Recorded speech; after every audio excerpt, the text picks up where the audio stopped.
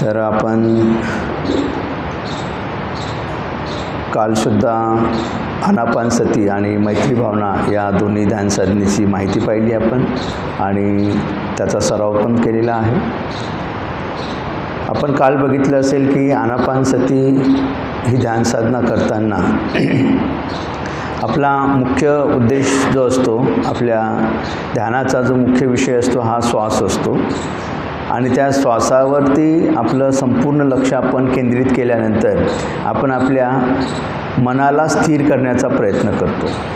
म्हणजे जे मन आपलं आहे, क्षणोक्षणी आपलं मन हे अस्थिर असतं, ते वेगवेगळ्या विषयांमध्ये विखुरलेलं असतं आणि हे विखुरलेल्या मनाला एकाग्र करण्यासाठी किंवा त्या विखुरलेल्या मनाला शांत करण्यासाठी, स्थिर करण्यासाठी आपण आनापानसती ह्या साधनेचा काल सराव केलेला आहे आणि आपल्याला ती पद्धतीसुद्धा 4 पायऱ्यांची माहीत झालेली आहे. तर आपण एक प्रोव्हर्ब ज्याला म्हणतो आपण, वाक्यप्रचार किंवा मन इंग्रजीमध्ये आपण ऐकलेली असाल की sound mind in sound body. ऐकली आहे ना की sound mind in sound body. म्हणजे एक चांगलं जे मन असतं, एक साऊंड माइंड हे कुठं राहत असेल तर साऊंड बॉडीमध्ये राहतं. म्हणजे मनाला स्थिर करण्यासाठी तुमची बॉडी जी आहे, शरीर आहे, हे स्थिर असणं गरजेचं आहे. म्हणजे तुमच्या मनाला जर आपण डायरेक्ट स्थिर करायचा प्रयत्न केला तर मन सरळ स्थिर नाही होत. तर त्या मनाला स्थिर करण्यापूर्वी तुमचं हे शरीर स्थिर झालं पाहिजे. जर शरीर स्थिर असेल तर तुम्ही मनाला स्थिर करू शकता.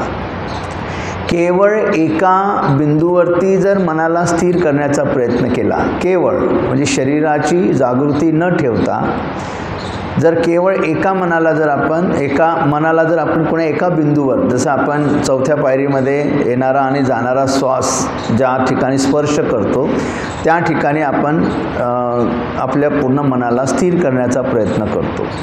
परंतु केवळ या शरीराची जागृती न ठेवता या संपूर्ण शरीराला जर आपण स्थिर नाही केलं आणि केवळ एका बिंदूवरती कुठल्याही मनाला स्थिर करण्याचा प्रयत्न केला तर तो संमोहनाकडे जाण्याची भीती राहते, ज्याला आपण संमोहनशास्त्र म्हणतो.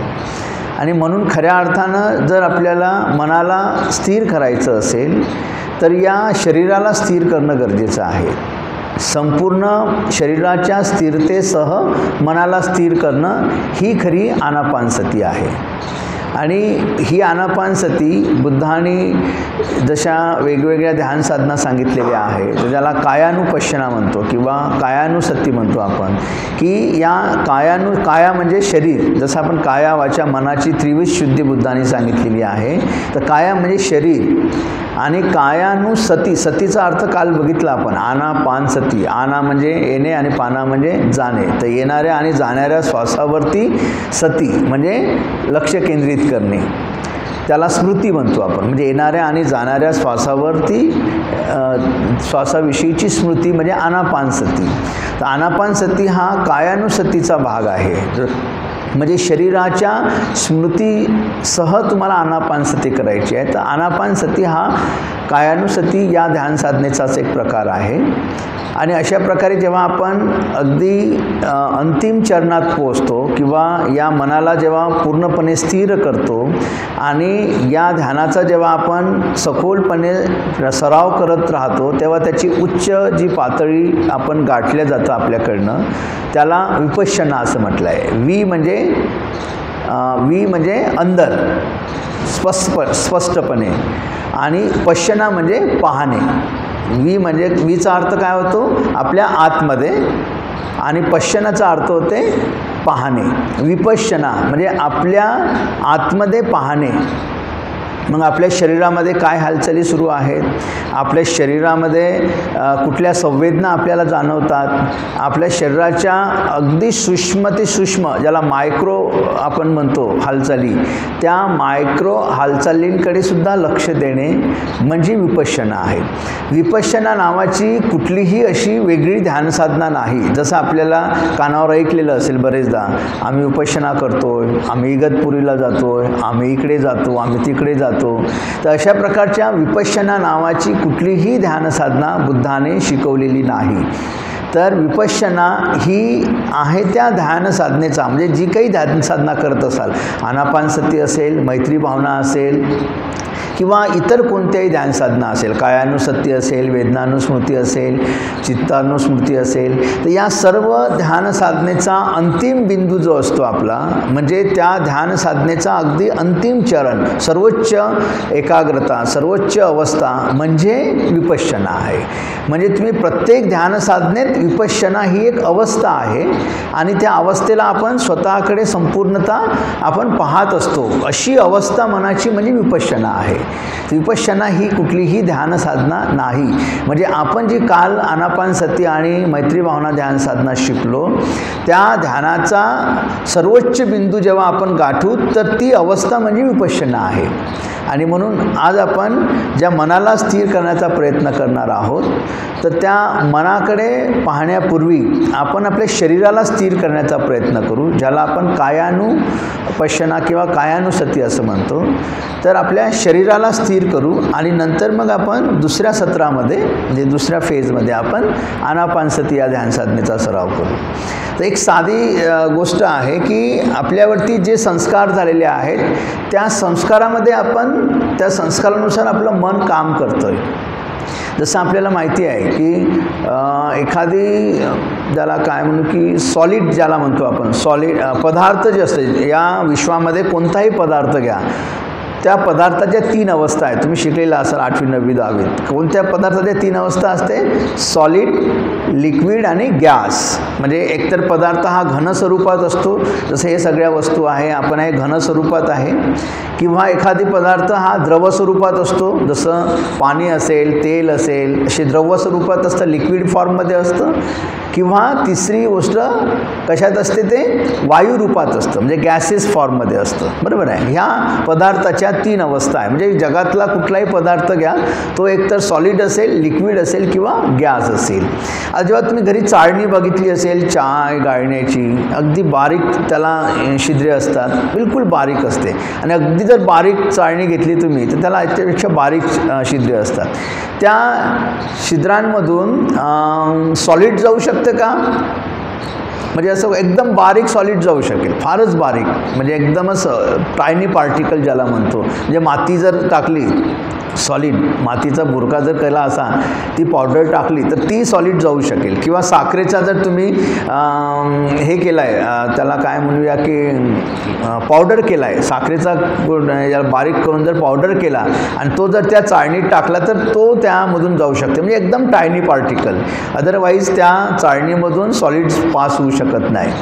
पण लिक्विड सहज पास होऊ शकतं, सहज लिक्विड जाऊ शकतं आणि त्याच्यातून एअर पण जाऊ शकतं. बरोबर आहे. म्हणजे जे चाळणी असते, त्या चाळणीतून त्या याच्यातून सगळ्यात सहज जाणारा पदार्थ कोणता आहे? गॅस, वायू. त्यानंतर लिक्विड आणि त्याच्यापेक्षा कमी जो जाऊ शकतो तो म्हणजे काय? तर सॉलिड. आपल्याला उन्हाळ्यामध्ये किंवा आता जर तुम्हाला खूप रात्रीला वगैरे गरमी झाली असेल किंवा उन्हाळ्यामध्ये जर लाईट नसली, फॅन नसेल तर आपल्याला काय होतं? काय होतं? गरमी होतं. Very good. गरमी होतं म्हणजे नेमकं काय होतं? तुम्हाला कसं समजते तुम्हाला गरमी होते म्हणून? घाम सुटतो ना, घाम येतं तुम्हाला. गरमी झाली म्हणजे घाम येतं, काम केल्यावर बघा तुम्हाला घाम येतं.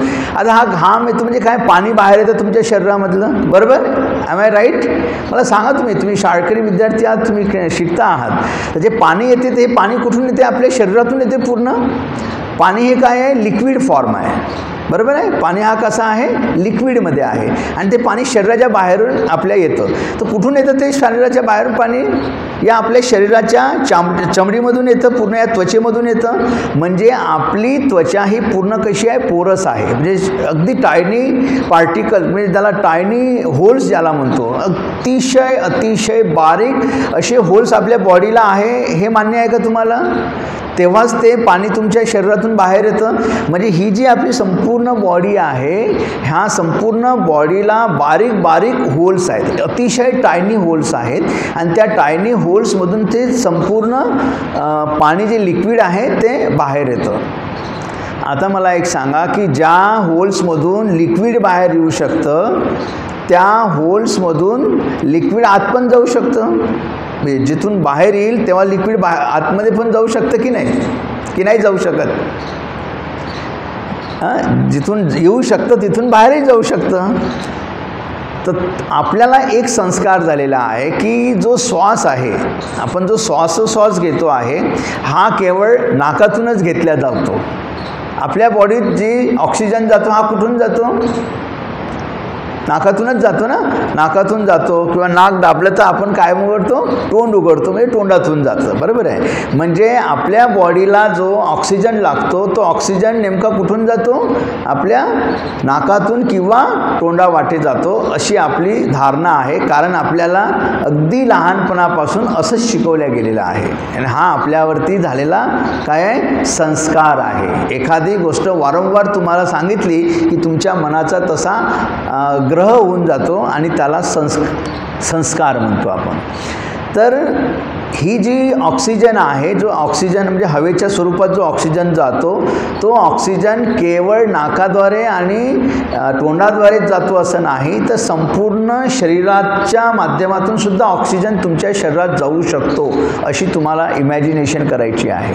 नव्हे तो जाऊ शकतो. कारण ज्या शरीराच्या टायनी होल्समधून जर लिक्विड बाहेर येऊ शकतं तर त्याच टायनी होल्समधून ऑक्सिजनसुद्धा तुमच्या शरीरामध्ये जाऊ शकतो. बस याचाच थोडा आपल्याला सराव करायचा आहे. आपल्या शरीराकडे आपल्याला लक्ष द्यायचं आहे आणि आपल्या शरीरामध्ये काय हालचाली होतात त्याकडे लक्ष. मी जसे इन्स्ट्रक्शन देईल त्या इन्स्ट्रक्शननुसार आपल्याला आजची ध्यान साधना करायची आहे. तर आपण ध्यान साधनेसाठी आपली बैठक व्यवस्थित करून घ्या, जेणेकरून अर्धा तास तरी आपण छान बसता आलं पाहिजे. आपल्याला व्यवस्थित बैठक करून घ्या.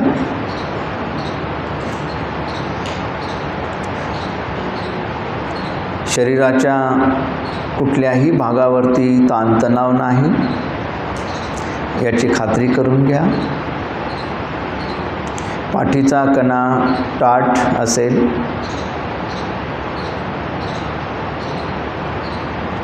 खांद्यावरती कुठलाही तणाव नाही, अलगद खांदे ठेवलेले असेल. गुडघ्यांमध्ये आणि अँकलमध्ये कुठलाही तणाव नाही याची खात्री करून घ्या. आणि माझ्या मनाच्या स्थिरतेसाठी मी अर्धा तास ध्यान साधना करणार आहे असा संकल्प करा.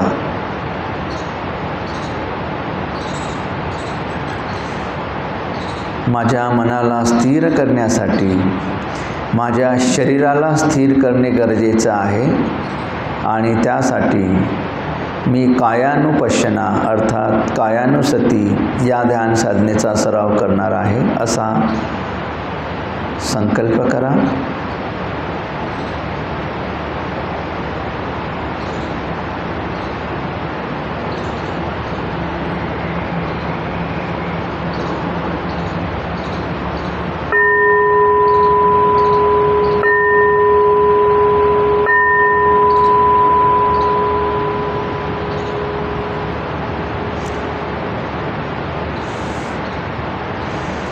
दोन ते तीन दीर्घ श्वास घ्या.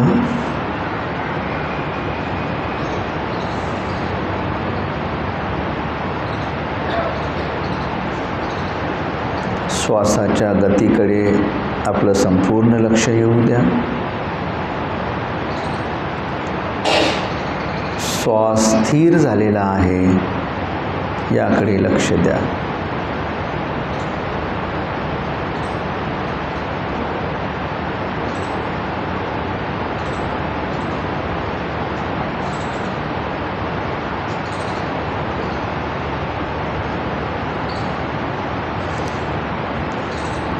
आपलं संपूर्ण लक्ष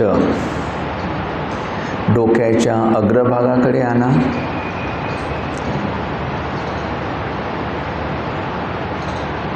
डोक्याखालील अर्थात केसाखालील त्वचेला मिळत आहे अशी कल्पना करा. त्यामुळे तिथली त्वचा अतिशय सतेज बनत आहे.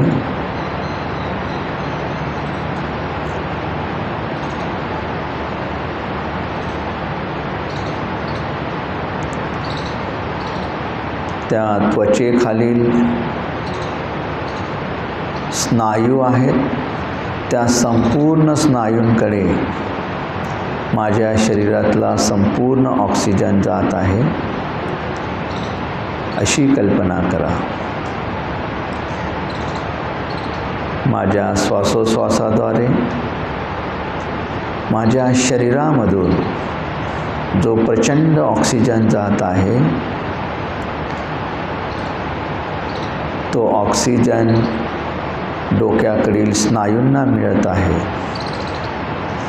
त्यामुळे माझ्या डोक्यातील स्नायू मजबूत होत आहे अशी कल्पना करा.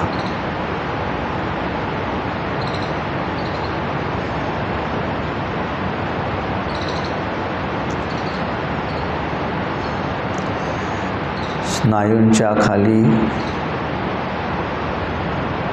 माझ्या डोक्याखालील स्नायूंच्या खाली जे अस्थी आहेत, विविध हाडांची संख्या आहे, त्या संपूर्ण हाडांना शरीरातील संपूर्ण ऑक्सिजन त्या हाडांकडे जात आहे. त्यामुळे माझ्या डोक्यातील सर्व हाडे मजबूत होत आहे अशी कल्पना करा.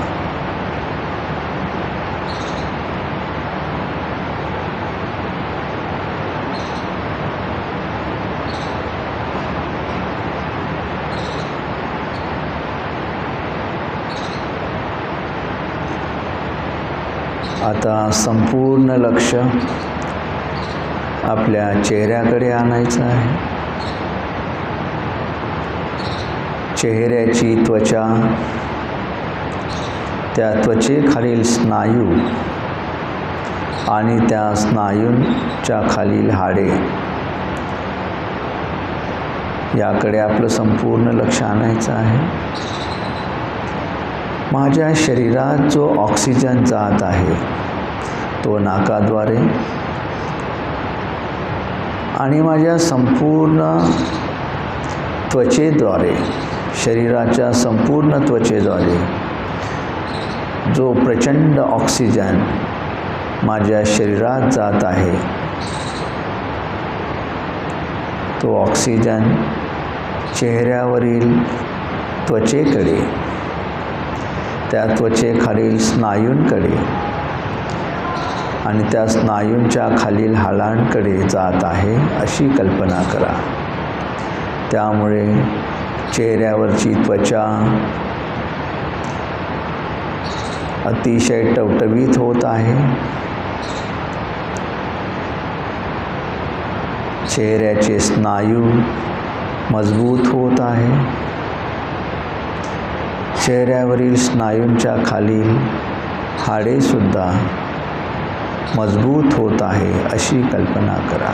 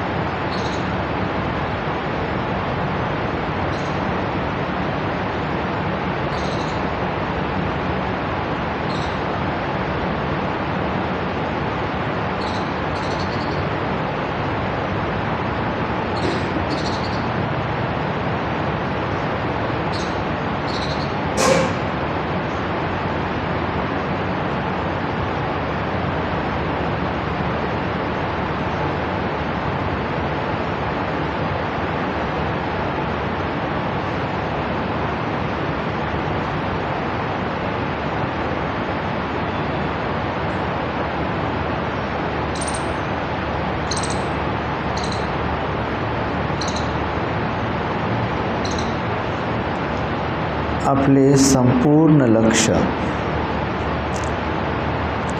आपल्या मानेकडे आणि गळ्याकडे येऊ द्यायचे आहे. गळा आणि मानेकडील त्वचा, त्या त्वचेखालील स्नायू, त्या स्नायूखालील हाडांकडे संपूर्ण लक्ष येऊ द्यायचं आहे.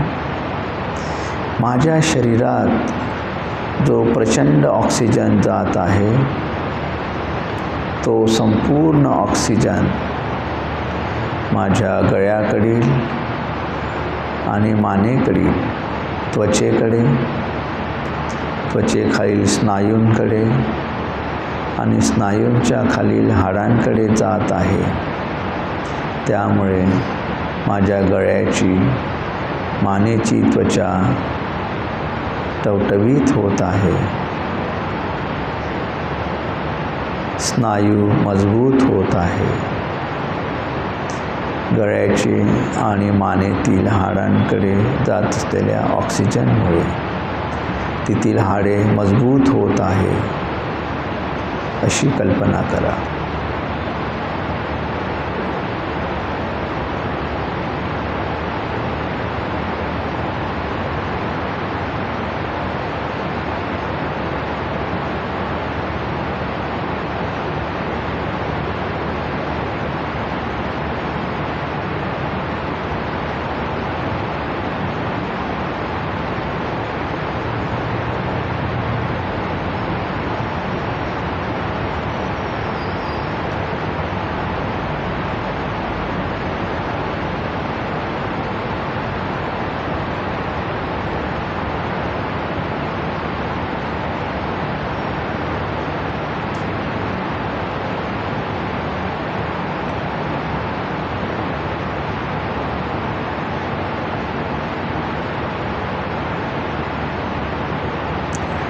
आपले संपूर्ण लक्ष दोन्ही हातांच्या खांद्याकडे येऊ द्या. आपल्या हाताचे दोन्ही खांदे, दोन्ही हाताचे ढोपर, दोन्ही हाताचे मनगट, दोन्ही हातांची बोटे, दोन्ही हातांचे तळवे, खांद्यापासून तर तळव्यापर्यंतच्या संपूर्ण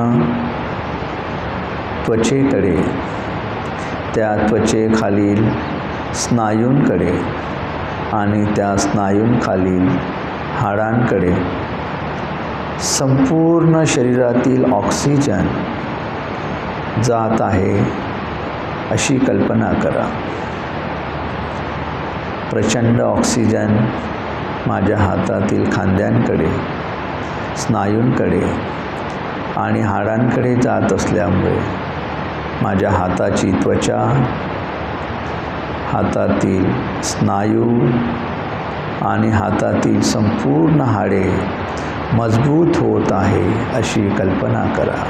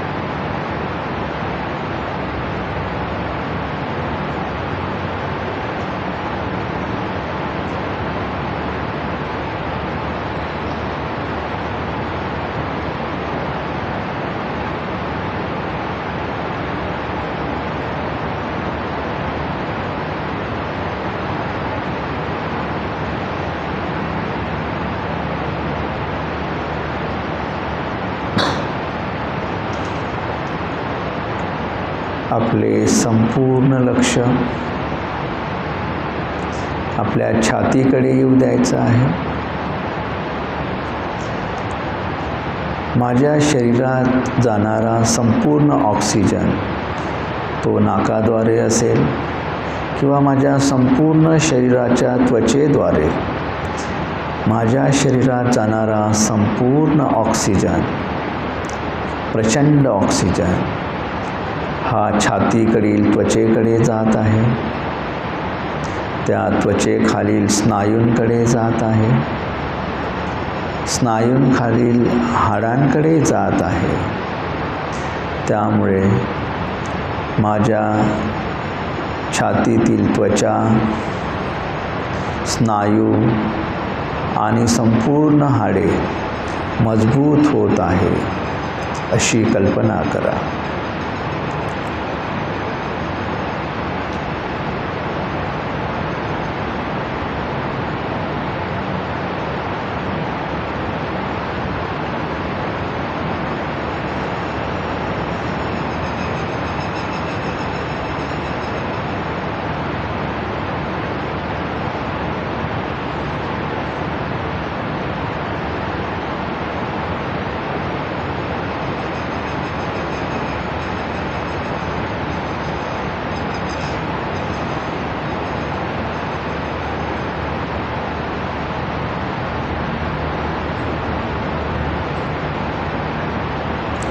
माझ्या शरीरात जाणारा संपूर्ण ऑक्सिजन माझ्या फुफ्फुसाकडे, माझ्या हृदयाकडे जात आहे।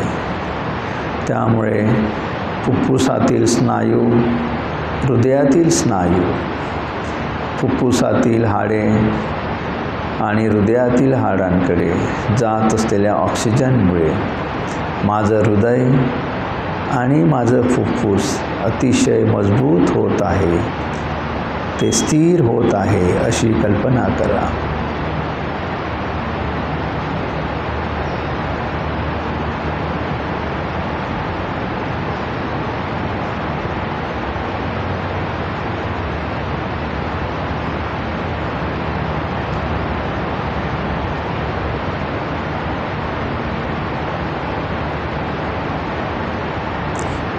संपूर्ण लक्ष आपल्या पोटाच्या भागाकडे आणायचं आहे। पोटावरील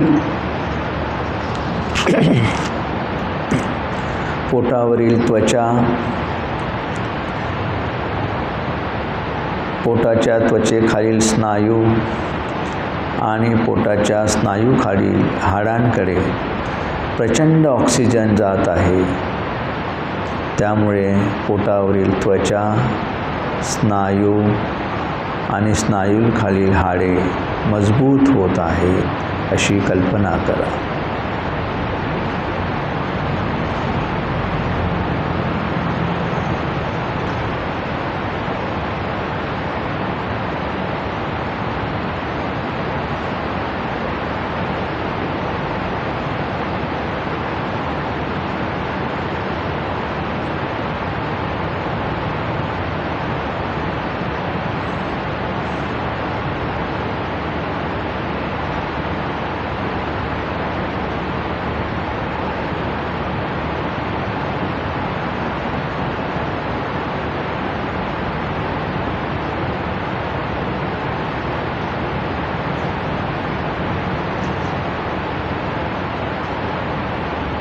आपले लक्ष जर इकडे तिकडे भटकत असेल तर थेट डोळे उघडून बुद्धांकडे बघा। 2 मिनिटं बुद्धाचं निरीक्षण करा आणि पुन्हा ध्यानाच्या विषयाकडे या।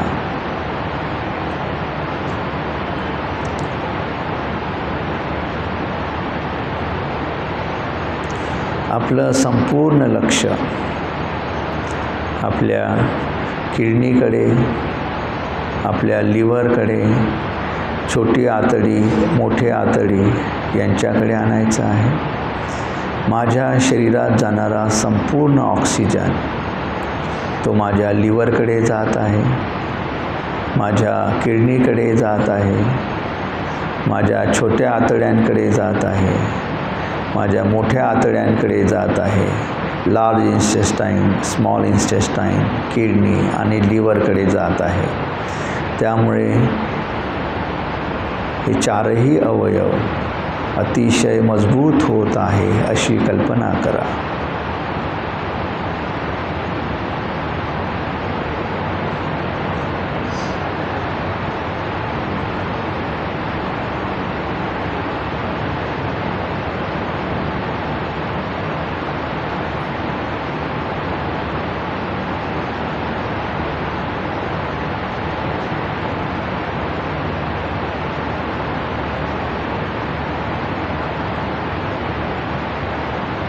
आपले संपूर्ण लक्ष पाठीच्या कण्याकडे येऊ द्यायचं आहे. पाठीचा कणा आणि संपूर्ण पाठीची त्वचा, त्या त्वचेखालील स्नायू, त्या स्नायूंखालील सर्व हाडांकडे प्रचंड ऑक्सिजन जात आहे. त्यामुळे माझ्या पाठीचा कणा आणि संपूर्ण पाठीतील स्नायू मजबूत होत आहे अशी कल्पना करा.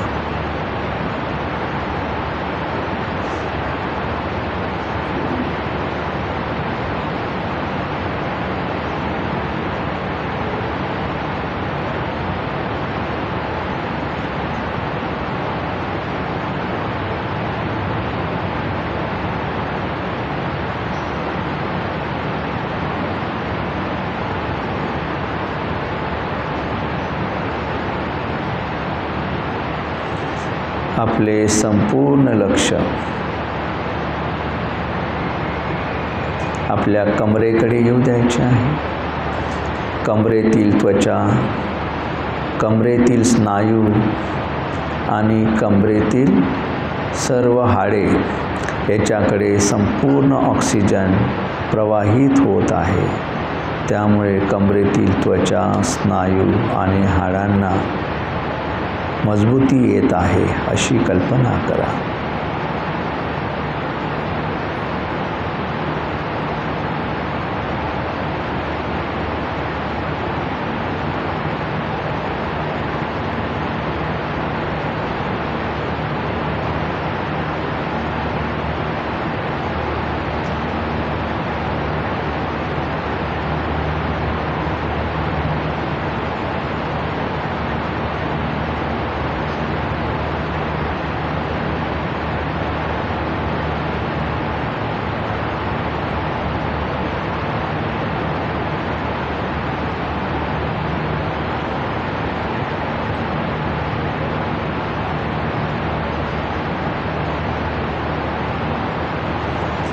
आपले संपूर्ण लक्ष आपल्या दोन्ही पायांकडे येऊ द्यायचं आहे. दोन्ही पायातील पोटऱ्या, दोन्ही पायाच्या मांड्या, दोन्ही पायाचे गुडघे, दोन्ही पायाचे अँकल याकडे संपूर्ण लक्ष येऊ द्यायचं आहे.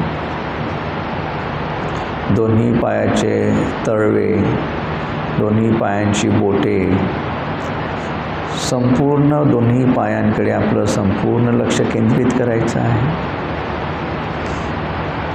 दोन्ही पायांच्या त्वचेकडे, त्या त्वचेखालील स्नायूंकडे आणि स्नायूंखालील हाडांकडे मोठ्या प्रमाणात ऑक्सिजन प्रवाहित होत आहे. त्यामुळे पायातील त्वचा, त्या त्वचेखालील स्नायू आणि त्या स्नायूंखालील सर्व हाडे मजबूत होत आहे अशी कल्पना करा.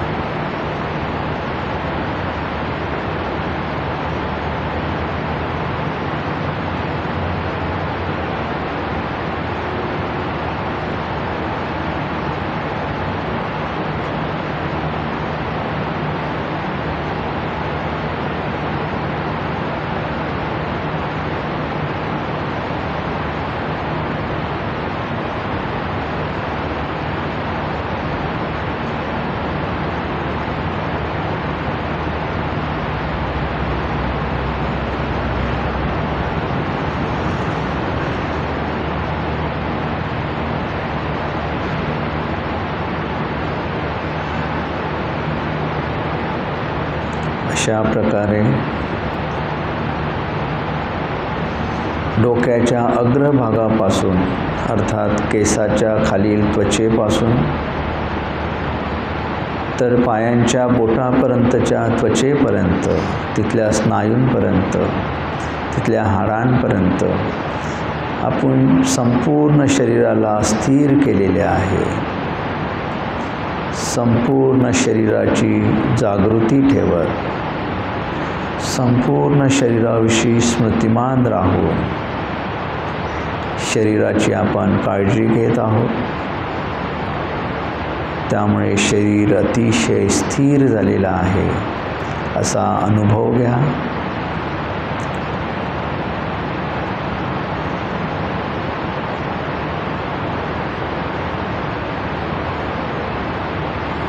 हळुवारपणे पूर्वस्थितीत येण्यासाठी प्रयत्न करा.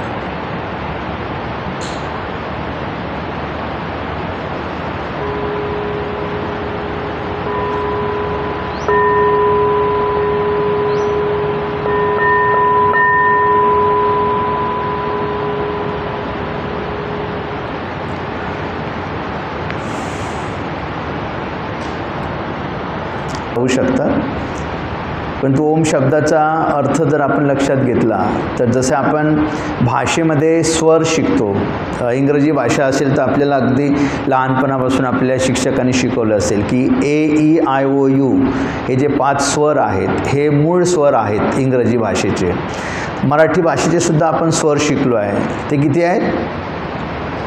12.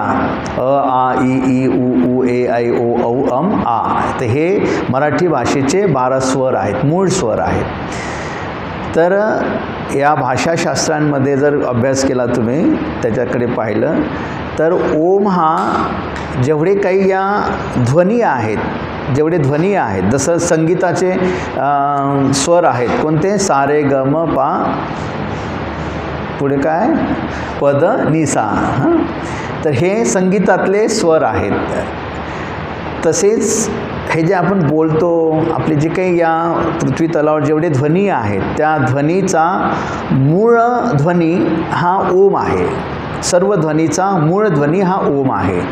म्हणजे ओम हा शब्द कुठल्या धर्माला रिलिजियस शब्द नाही, तर सर्व ध्वनीचा जो काही मूळ ध्वनी आहे तो ओम आहे.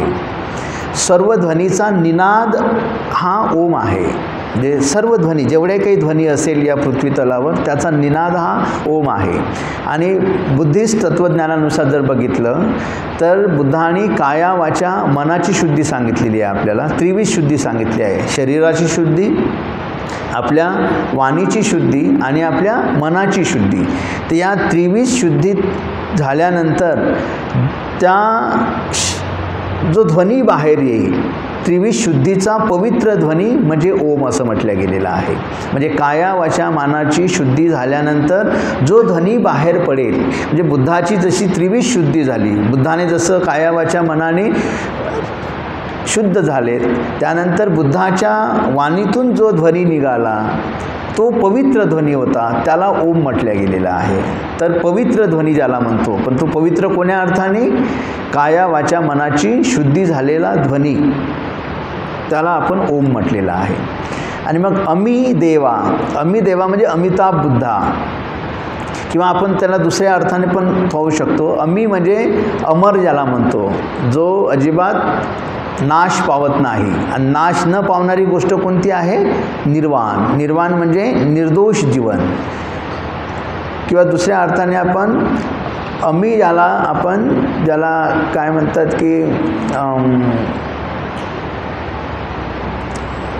तर मला तो शब्द आठवत नाही, तर असंच याच अर्थाने घेऊ शकतो आपण की ज्याचा नाश पावत नाही, असं निर्वाण म्हणजे अमी. म्हणजे अमिताभ बुद्ध हा निर्वाणाचा सोर्स ज्याला म्हणतो आपण, जो निर्वाण प्राप्तीचा किंवा संबोधीचा, आपण काल बघितलं की आपल्या जीवनाचा उद्देश हा संबोधी प्राप्ती असला पाहिजे. तर त्या संबोधीचा जो काही सोर्स आहे, संबोधीचा जो स्रोत आहे, तो स्रोत म्हणजे बुद्ध आहे. तर त्या अमी देवा म्हणजे अमिताभ बुद्धासारखा. आणि री म्हणजे आपल्या अंतकरणातली शुद्ध करुणा.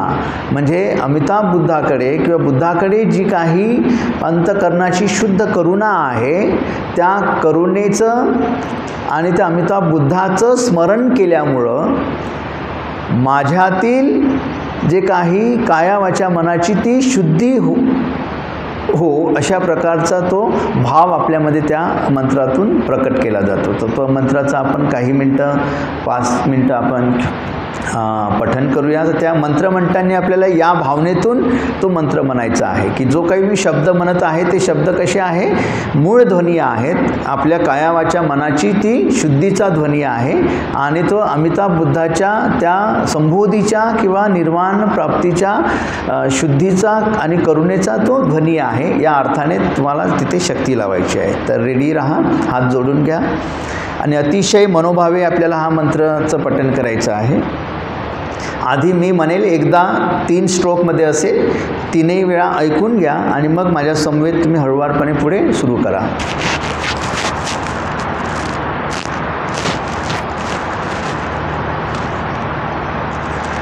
ओम मी देवारीहि, ओम मी देवारीहि, ओम अमी देवा रीहि, ओम अमी देवारीहि, ओम अमी देवारीहि, ओम अमी देवा रीहि, ओम अमी देवारीहि, ओम अमी देवारीहि, ओम अमी देवा रीहि, ओम अमी देवारीहि, ओम अमी देवारीहि, ओम अमी देवा रीहि, ओम अमी देवारीहि, ओम अमी देवारीहि, ओम अमी देवा रीहि,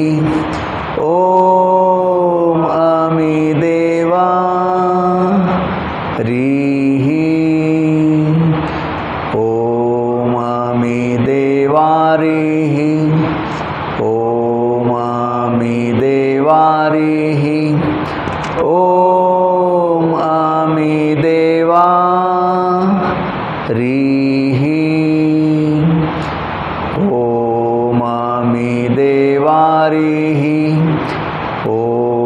अमी देवारीहि, ओम अमी देवारीहि, ओम अमी देवा रीहि,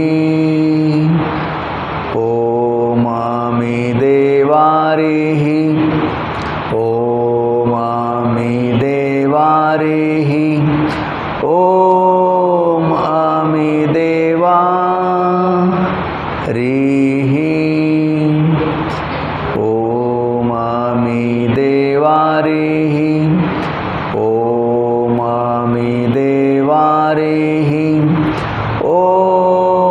अमी देवा रीहि, ओम अमी देवारीहि, ओम अमी देवारीहि, ओम अमी देवा रीहि,